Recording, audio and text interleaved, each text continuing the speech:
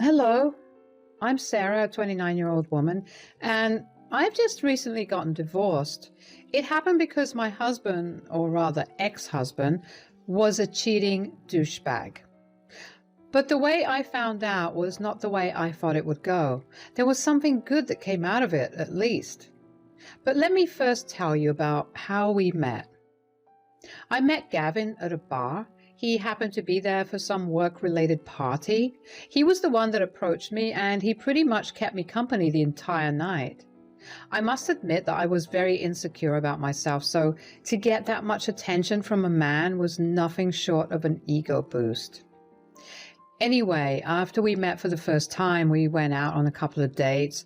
I found out that he was 6 years older than me, but I didn't mind that because I had always had a thing for older men. He was also surprisingly a lot more charming than he was at the bar. We went on multiple dates until we decided we wanted to make our relationship official.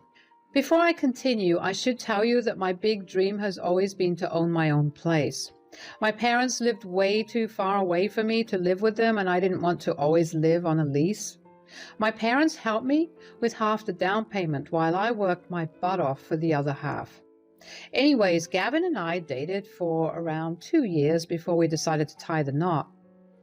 Our wedding was a pretty small affair, with our guests being only our closest friends and family, and we loved every bit of it.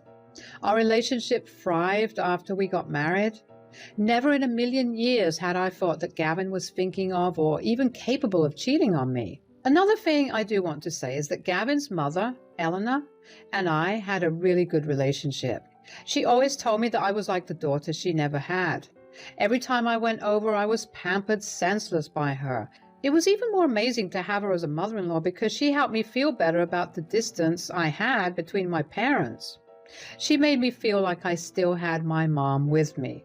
So when I finally had saved up enough to pay the down payment for a house, and I did purchase a house, the first people I celebrated my milestone with were Gavin and Eleanor. Both of them were really happy for me, and I was glad I had good people by my side. The only weird thing that happened was Gavin being adamant about being the one to create copies of the house keys. I didn't think much of it because I just thought that Gavin wanted to lighten my workload or something. I don't know, it's dumb, but that's just how I rationalized it. The next year, Gavin and I lived blissfully. We had a whole house that we could decorate and design however we wanted to. Gavin and I took up several renovation projects that I thought brought us only closer because it entailed spending a lot of time together. Essentially, I thought our relationship was going great. And then, one day, Eleanor called me out of the blue. "Hi, Sarah." "Hey, Eleanor, what's up? Why the sudden call?" I don't know how to put this nicely. I have some rather shocking news. Do you think you could be seated for this?" "Seated? What's wrong? Are you okay?" Yes, I'm okay. I just know this will devastate you, and I need you to not hurt yourself." "Eleanor, you're scaring me. What's going on?" "Okay, so I happened to overhear Gavin talking to someone on the phone the other day when you guys were over for brunch. He seemed to be speaking very lovey-dovey with them. I knew it couldn't have been you because, well, why would you guys speak on the phone when you were in the same place?" "Oh, well, I started snooping through his stuff. I know it's not right, but I just didn't want my son to be a cheater. I made up some stupid excuse and managed to get access to his email. I managed to find out that he has been cheating on you with 2 other women." "What? How? How could he do this to me?" "I'm so sorry that this is happening to you. I know it's barely any consolation, but I'm super ashamed of Gavin. I'm just so broken right now. Why would he do something like this? Wasn't I enough for him? He had to go and cheat with not 1 but 2 other women?" "Oh, honey, that's not the case at all. No one deserves this, and neither do you. But I'm afraid it does get a little worse." "What could possibly make this situation any worse?" "Well, It turns out that Gavin made copies of your house keys and gave them to his affair partners. My world was spinning around me. What was going on? I wanted to yell at Eleanor. No, that was not right. I was angry, but I was not angry at her.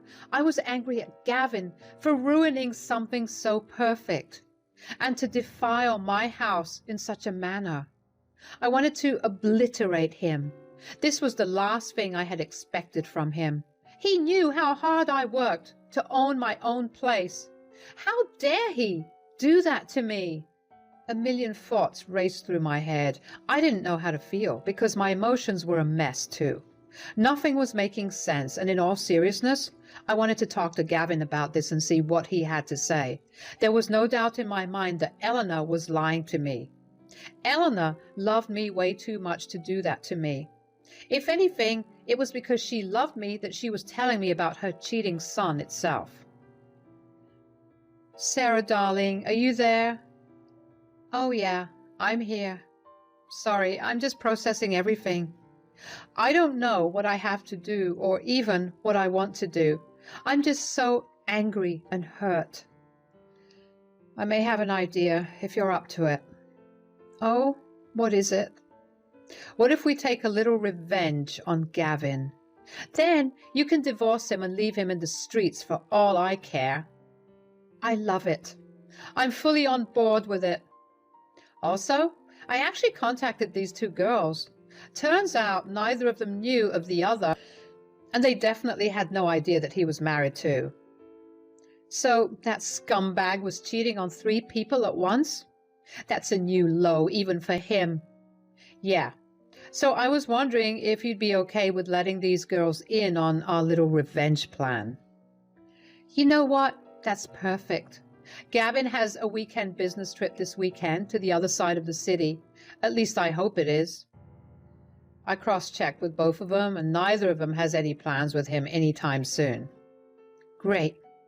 I'm hoping there isn't another mistress, but invite the other 2 over and we'll discuss the plan. Eleanor and I talked for a little while more. She could tell I really needed a shoulder to cry on, although I hadn't yet begun to cry. I guess my brain was still in shock and I was going to take some time to react, or I was just completely numb by the new information. Either way, I was still a mess. My emotions kept shifting from anger to sadness to hurt. Eleanor helped calm me down a little. She also helped me figure out how to treat Gavin normally until his business trip. I knew it would be a hassle. If I was this unstable with Eleanor, how would I maintain my composure in front of Gavin? At the same time, deep down inside, I knew I had to do it because I had to make Gavin feel the panic and pain I had felt. When Gavin got back from work that evening, I treated him like I always did. Whenever he smiled or laughed, I wanted to punch him. When he kissed me goodnight, I wanted to wash my mouth off with acid. I was hurting so deeply that I didn't think I could actually ever feel that way. How could he cheat on me and then treat me like I was the most important person to him in the world? I cried myself to sleep that night, but I woke up the next morning and made myself look better. I couldn't let Gavin know that something was wrong. I bid him goodbye as usual. Eleanor called and asked if she and the girls could come over. I said they could, and within an hour all 3 of them were over at my place. When I saw the girls, I was kind of taken aback.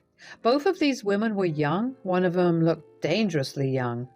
At that moment, I only hoped that she was legal and Gavin hadn't committed a crime. Eleanor greeted me with a tight hug. She was tearing up, and it took everything in me to not break down too. I invited them all in, and we sat down on the couch to talk about how things turned out for us. The first thing I found out about these girls was that one of them was named Riley, and the other was Sadie. Sadie was the one who looked dangerously young, but my fears were calmed down when she told me she was 23 years old, while Riley was 25. Honestly, it wasn't great to hear that Gavin was having an affair with a woman who was a good 12 years younger than him. I found out that he had been having an affair with Riley for about a year, which meant that it started right around after we got married. That stung. He hadn't been happy with me since the first year of our marriage. What had I ever done or not done in this case, I guess? Riley had met Gavin at a bar, and apparently he was very persuasive about wanting to sleep with her. Sadie had a similar story, except his affair with her started 6 months ago. He had met her at a bar too and persuaded her into sleeping with him. He had bought both of them multiple drinks and refused to leave their side. They were a little uncomfortable, but I guess Gavin had a knack for finding insecure women. These poor women were entranced by all the attention they were getting, so they just followed along with him. Both of them thought they had found something amazing with him after their first interaction. They told me about how he had been over to their places multiple times and even spent nights there. Over the course of the conversation, we began to slowly realize just how well Gavin had played us. He used the excuse of business trips all the time to explain his time away from us. Then we began talking about all the things that he did to make us fall for him in the first place. Since I had been the oldest of the three of us, I started telling them about how he had been super charming and how he was a great listener. They agreed with me. As the conversation went on, we realized that he literally used the same moves on all of us. If any one of us received flowers, the other two received them as well. I don't know what he was trying to accomplish with that, but I felt like I was about to throw up. All this time that I thought we were doing amazingly, we weren't. Every time he made me feel special, like I was the only woman in his eyes, I was not. I was just one of the ladies on his roster. I felt beyond betrayed. Riley and Sadie looked pale, and I figured I did too. We kind of just sat in silence for a while as we processed everything we had learned. Eleanor was the one to break the silence and bring us back to earth. Wow, okay, so my son is the scum of the earth, but we're not here to discuss that. Eleanor? No, I get it. I know you guys are hurt and you feel betrayed. I may not have the same relationship with my son, but to an extent, I feel those emotions too. I mean, at some point, I feel like I failed as a parent. You are and were an amazing parent. You raised him with good values, but at the end of the day, it was his decision to make these choices. He's a grown adult who's capable of making his own decisions. Thanks, sweetie. But my point is, what are we going to do about this? To be completely honest, I want to beat him up. I can't believe I wasted an entire year on this douchebag. I second the beating him up. Cheating is the one thing that I can't stand. Look, I want to do the same, but that won't do him any good. Sarah's right. We need to come up with a plan. We're going to need him to feel panic and betrayal. Okay. How about I call him this weekend and tell him I'm at your place? Oh, I could do the same. Yeah, and since he'll be away, he'll be panicking about our meeting. And what if he does manage to make it back home that night? We'll just be sitting inside, home, and looking like we're the best of friends. That's smart. That will definitely make him sweat even more. Yeah, then you can slap him with the divorce papers and we can, well, slap him if we feel like it. I won't stop you guys from doing that. And if it's any consolation, we signed a prenup. So when we get divorced, he'll literally have nothing. That makes me feel really good. He deserves nothing, and I'm glad he'll get what he deserves. Good. Now we have a plan in place. Sarah, let's get your divorce filed, and then we'll work out the rest of the plan. We still had about 2 days till Gavin's trip. I don't know where I got my self-control or my patience from, but I was grateful that I had found it. I managed to keep the act up regardless of every instinct I had to confront him. I stopped crying because, as messed up as it seemed, I guess it felt a little nice to know that I wasn't in this all alone. There were other women who were hurt too, and if not for myself, I knew I needed to avenge these women. Riley, Sadie, Eleanor and I had created a group chat. We kept each other updated there. I wasn't worried about Gavin snooping through my phone because he had never shown any interest in anything I ever did, which I now realize might have been because he was too busy cheating on me. Anyways, whenever Gavin left for work, Eleanor would come over and we go to the law firm and get the divorce filed and the papers printed. By the time it was time for Gavin's trip, everything had been set up. Sadie, Riley, and Eleanor came over about an hour after Gavin left. We all kind of just hung out and talked about how we were feeling. The girls shared the same sentiment of not feeling alone in all of this with me. I was glad that we all felt connected in some weird, messed up way. Eleanor lent us a solid shoulder to cry on. I knew she was hurting too, but I was glad that she never put her hurt over ours, and that she recognized the difference between our hurt. I waited until Gavin texted me another hour later that he reached his location to give Riley the go. She then picked up her phone and called Gavin.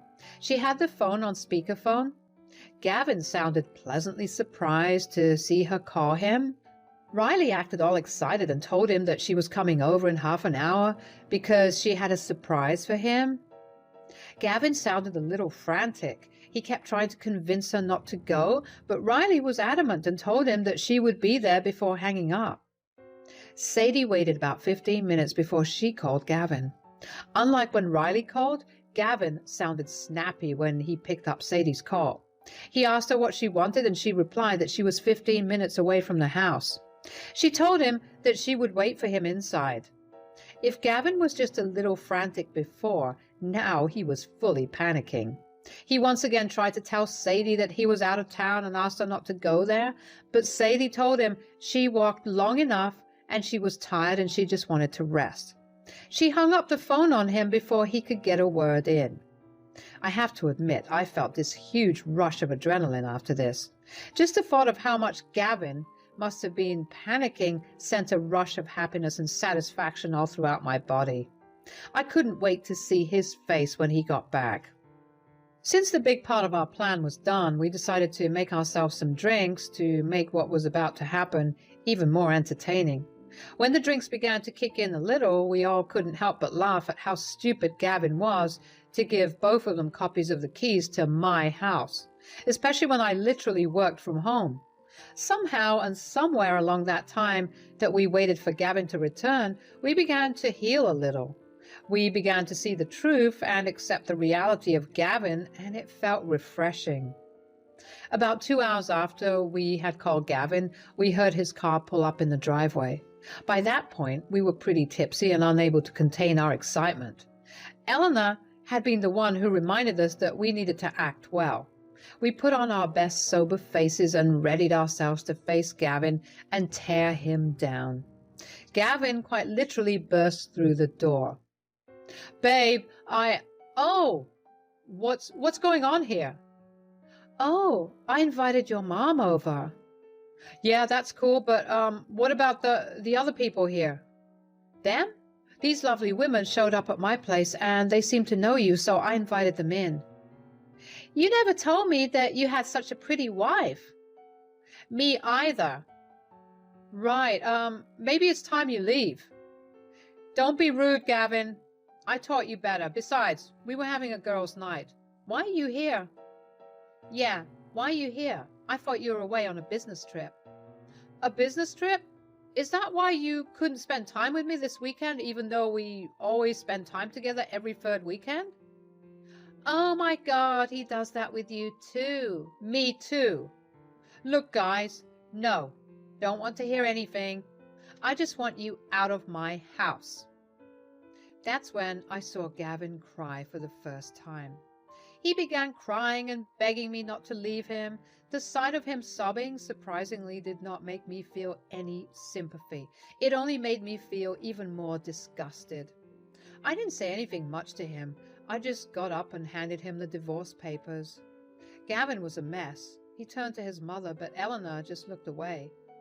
He tried to appeal to her, but she told him that he was dead to her. He truly looked like a man who had lost it all, and no sight was as satisfying as that. Riley and Sadie didn't slap him, but they did throw the copies of the house keys he had given them in his face and left. I had a bag packed and ready for him to take. I got it out and threw it at him. I told him he had 5 minutes to leave or I would get the cops involved. He left after that. I just sat down after that and finally cried again. This time Eleanor held me and both of us cried at the loss of someone who was so dear to us. An hour after Gavin left, my phone began to blow up with calls and messages from him. Every single text only made him seem more pathetic to me. In the next few months, my divorce would be finalized. Eleanor was a true rock for me in that time. Gavin's desperation turned into spite and he tried his hardest to contest the divorce and get something from me, but I had him sign an ironclad prenup before we got married, so he got nothing out of the divorce other than a large bill to his lawyer. Anyway, I didn't really keep tabs on what happened to him, and neither did Eleanor. The one positive thing that came out of this whole experience was the new friends I made. After the divorce got finalized, Riley, Sadie, and I went out to a bar to party as a final screw you to Gavin. We got a lot closer, and even though it's still a bit of a sore subject, we managed to find the humor in our shared experience. I guess the experience just showed me how life can take so many unexpected turns, but if you have the right people by your side, every unexpected turn can lead to something beautiful.